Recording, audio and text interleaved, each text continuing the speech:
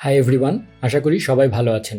চলমান Node.js tutorial সিরিজে এটা আমার 30তম ভিডিও। তো এর আগেই আমি বলেছিলাম যে এই ভিডিও থেকে আমি এতদিন পর্যন্ত Node.js এর যে প্লেলিস্টটা কন্টিনিউ করছি সেখানে যা যা শিখিয়েছি সেখানে Node.js সম্পর্কিত এবং Express.js সম্পর্কিত সমস্ত কিছুই মোটামুটি কভার করেছি। আমরা MongoDB সম্পর্কেও মোটামুটি ধারণা নিয়েছি। তো এই ধারণাগুলোর উপরে বেস করে এই ভিডিও থেকে আমি প্রজেক্ট শুরু করছি। তো এই ভিডিওটি খুবই গুরুত্বপূর্ণ হবে এবং এর পরবর্তী কয়েকটা ভিডিও মিলে 4-5টা ভিডিও হতে পারে। সবগুলো ভিডিও মিলে আমরা একটা পুরো প্রজেক্ট কমপ্লিট করব। তাহলে আপনারা এতদিন যা যা শিখেছেন সেগুলো আপনাদের একদম রিয়েল টাইম প্র্যাকটিস হয়ে যাবে এবং সেটা যদি আপনারা কন্টিনিউ করেন তাহলে আপনারা খুব ভালোভাবে Node.js প্রজেক্ট নিয়ে এর পরবর্তীতে কাজ করতে পারবেন বলে আমার বিশ্বাস। তো চলুন দেরি না করে শুরু করা যায়।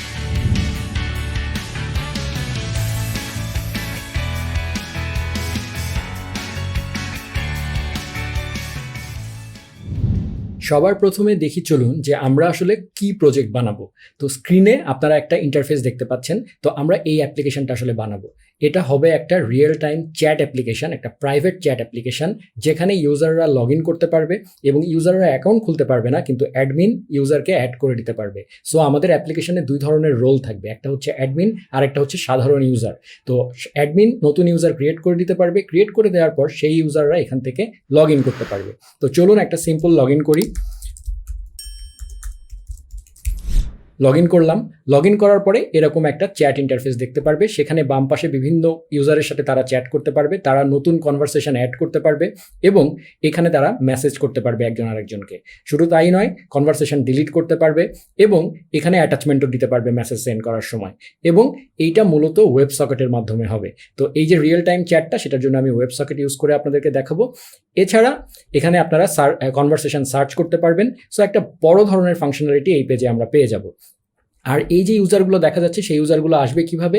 অ্যাডমিন যে সে শুধুমাত্র এই ইউজার্স অপশনটা পাবে এবং সেই ইউজার্সে গেলে সে আসলে এরকম লিস্ট অফ ইউজার অ্যাড করতে পারবে। এরকম অ্যাড ইন্টারফেস থেকে সেখানে ইউজার অ্যাড করতে পারবে এবং ইউজার অ্যাড করার সময় ইউজারের ছবিও দিতে পারবে। সো ফাইল আপলোডও আপনাদের দেখা হয়ে যাবে এবং সাবমিট বাটন এখানে যখন চাপ দিচ্ছি দেখেন ভ্যালিডেশন হচ্ছে। সো আমরা ভ্যালিডেশনও কভার করব এবং সেই ক্ষেত্রে আমরা এক্সপ্রেস ভ্যালিডেটর নামক একটা প্যাকেজ ইউজ করব, যেটা হচ্ছে সার্ভার সাইড ভ্যালিডেশন।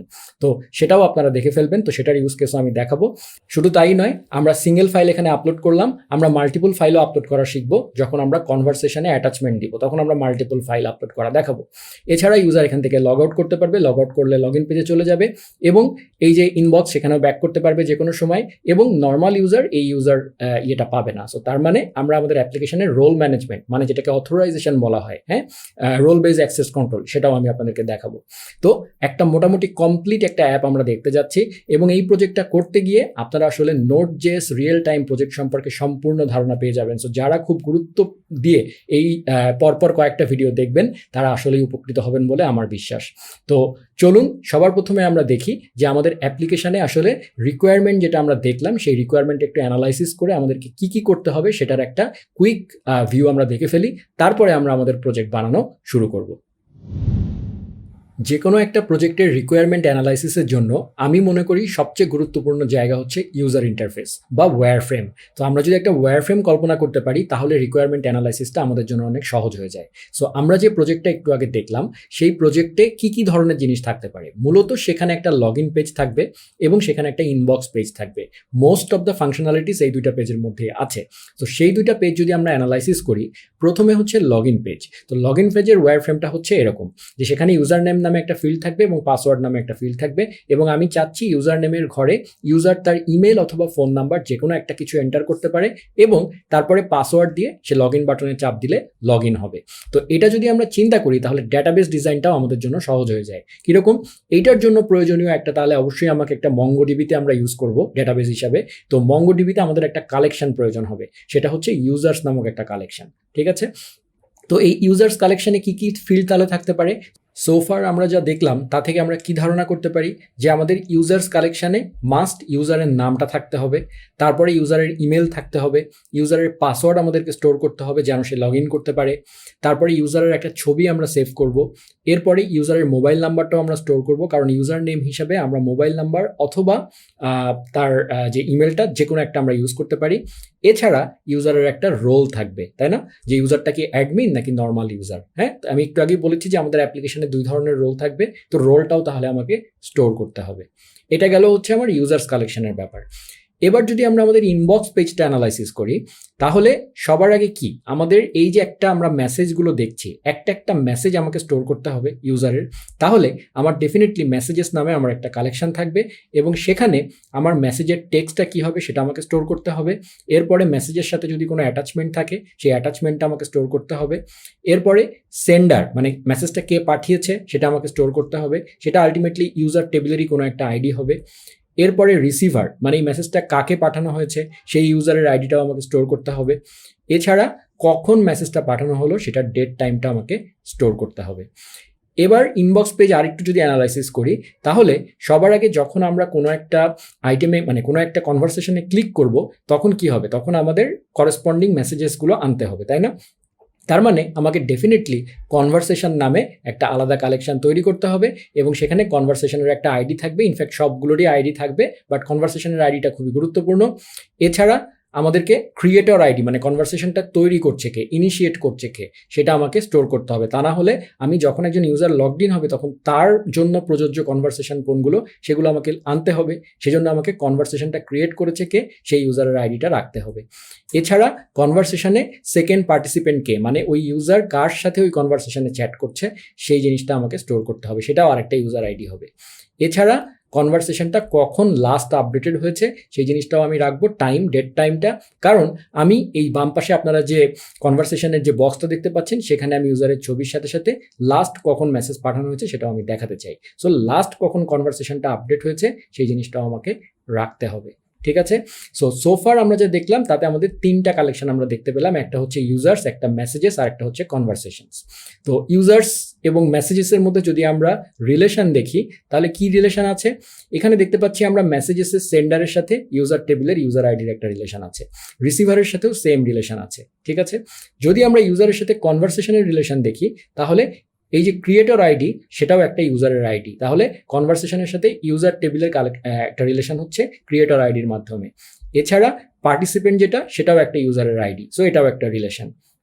এছাড়া মেসেজেসের সাথে যদি কনভারসেশনের রিলেশন করতে চাই তাহলে আমাদেরকে মেসেজেস টেবিলে ওই মেসেজটা কোন কনভারসেশনের আন্ডারে সেই কনভারসেশনের আইডিটাও রেখে দিতে হবে, তাহলেই আমরা রিলেশন করতে পারবো। সো এই হচ্ছে আমাদের পুরো অ্যাপ্লিকেশনের ডাটাবেস রিলেশনের একটা ওভারভিউ। এইটুকু ধারণা আমরা ওয়্যারফ্রেম থেকেই পেয়ে যাচ্ছি।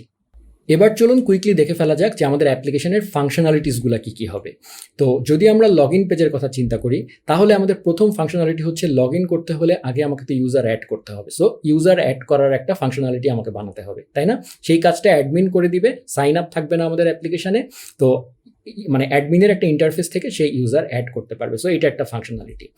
এরপরে লগ ইন যে ইউজার করবে সেই লগ ইনটাকে প্রসেস করা, মানে তার ইউজার নেম এবং পাসওয়ার্ড ভ্যালিড কিনা হলে তাকে লগ ইন করে অথেন্টিকেট করে দেওয়া, সেটা যেভাবেই করি না কেন। তো আমি বেসিক্যালি আপনাদেরকে অথেন্টিকেশন দেখাবো হচ্ছে কুকির মাধ্যমে। তো জেডাব্লিউটি দিয়ে অথেন্টিকেশন টোকেন আমি অলরেডি দেখিয়েছি। তো সেই জেডাব্লিউটিটা আমি যখন এর আগে জেডাব্লিউটি টিউটোরিয়ালে আমি মানে জেডাব্লিউটিটাকে কীভাবে ক্লায়েন্ট এন্ডে সেভ করবেন সেটা দেখাইনি। তো সেটা যেহেতু আমরা এটা একটা মডেল ভিউ কন্ট্রোলার এরকম আর্কিটেকচারে বানাবো, তার মানে আমাদের যে ফ্রন্ট এন্ডটা থাকবে সেটা ডেফিনেটলি আমি এই প্রজেক্টে দেখাবো হচ্ছে ইজেএস টেমপ্লেটের মাধ্যমে। মানে যারা পিএইচপি ব্যাকগ্রাউন্ড থেকে আসেন, মানে সার্ভার সাইড রেন্ডারিং আর কি, মানে যারা পিএইচপি ব্যাকগ্রাউন্ড থেকে আসেন ঠিক রেস্ট এপিআইয়ের মাধ্যমে হবে না, কিছু রাউট আমরা রেস্ট এপিআইয়ের মাধ্যমেও হ্যান্ডেল করব যেন বোধ জিনিসটাই দেখতে পারেন আপনারা। কিন্তু আমাদের মূলত একটা ভিউ থাকবে, সেই ভিউটা আসলে সার্ভার সাইড থেকে রেন্ডার হবে এবং তার জন্য আমরা টেমপ্লেট ইঞ্জিন ইউজ করব হচ্ছে ইজেএস। তাতে আপনাদের কিভাবে Node.js অ্যাপ্লিকেশন Express.js এর মাধ্যমে আমরা ফ্রন্ট এন্ডে মডেল ভিউ মানে সার্ভার সাইড রেন্ডারিং করতে পারি এবং আমাদের ভিউটা কিভাবে একটা টেমপ্লেট ইঞ্জিনের মাধ্যমে করতে পারি সেটা আপনারা দেখতে পারবেন। ঠিক আছে, সো লগ ইন ফাংশনালিটি আমরা করব। এরপরে 3 নাম্বার যেটা সেটা হচ্ছে ইউজার ডিলিট করার, মানে অ্যাডমিন যে ইউজারের ইন্টারফেসটা পাবে সেই ইউজার অ্যাড করার ইন্টারফেসে তার ইউজার ডিলিট করার অপশনও থাকবে। এডিটটা আমি দেখাবো না, এডিটটা আপনাদের জন্য টাস্ক হিসাবে রেখে দিব। এছাড়া যদি আমরা ইনবক্সের যে পেজটা সেটার কথা চিন্তা করি সেখানেই মূলত সব ফাংশনালিটি থাকবে আমাদের। সেখানে এই যে কনভারসেশনগুলো ফার্স্টে আমাকে এই পেজে ল্যান্ড করলে নিয়ে আসতে হবে, তার জন্য কনভারসেশনগুলো লিস্ট করে নিয়ে আসার জন্য গেট কনভারসেশন নামে আমার একটা কন্ট্রোলার বা কিছু একটা থাকবে। এছাড়া যখন আমি কোনো একটা কনভারসেশনে ক্লিক করব তখন ডান পাশে সেটার করেসপন্ডিং মেসেজেসগুলো আনতে হবে। তো সেটার জন্য গেট মেসেজেস নামে আমার আরেকটা কন্ট্রোলার থাকবে, যেটা হচ্ছে মেসেজগুলোকে নিয়ে আসবে, মানে একটা পার্টিকুলার কনভারসেশনের কি কি মেসেজ আছে সেগুলোকে সে লোড করে নিয়ে আসবে। আচ্ছা, এরপরে যখন আমি সেন্ড করব, সেন্ড মেসেজ করার জন্য আমার একটা ফাংশনালিটি বানাতে হবে, যেখানে মেসেজের টেক্সটটা এবং অ্যাটাচমেন্টটা সে আপলোড করতে পারবে এবং সেটা ডেটাবেসে সেভ হবে এবং মেসেজটা সেন্ড হয়ে যাবে ওই ইউজারের জন্য। এবং এটাকে রিয়েল টাইমে দেখানোর জন্য আমরা ওয়েব সকেট ইউজ করব, তাতে আপনারা ফ্রন্ট এন্ডে সুন্দর মতো দেখতে পারবেন। আচ্ছা, এছাড়া নিউ কনভারসেশন নামে একটা বাটন অ্যাড করে দিব, সেই বাটনটাতে ক্লিক করলে আলটিমেটলি একটা পপ আপ আসবে, সেখানে নতুন কনভারসেশন অ্যাড করার একটা ফাংশনালিটি আমাকে বানাতে হবে। ঠিক আছে, সো কার সাথে কনভারসেশন করতে চাই সেটা ইউজার চুজ করতে পারবে এবং তারপরে সেখান থেকে সে চুজ করে সে কনভারসেশন ইনিশিয়েট করতে পারবে। এছাড়া কনভারসেশন যদি সে কোনো একটা ডিলিট করতে চায়, কোনো একটা ইউজার, সেই ইউজারই শুধুমাত্র সেই কনভারসেশনটা ডিলিট করতে পারবে, সেটা আমরা রোল দিয়ে কন্ট্রোল করব।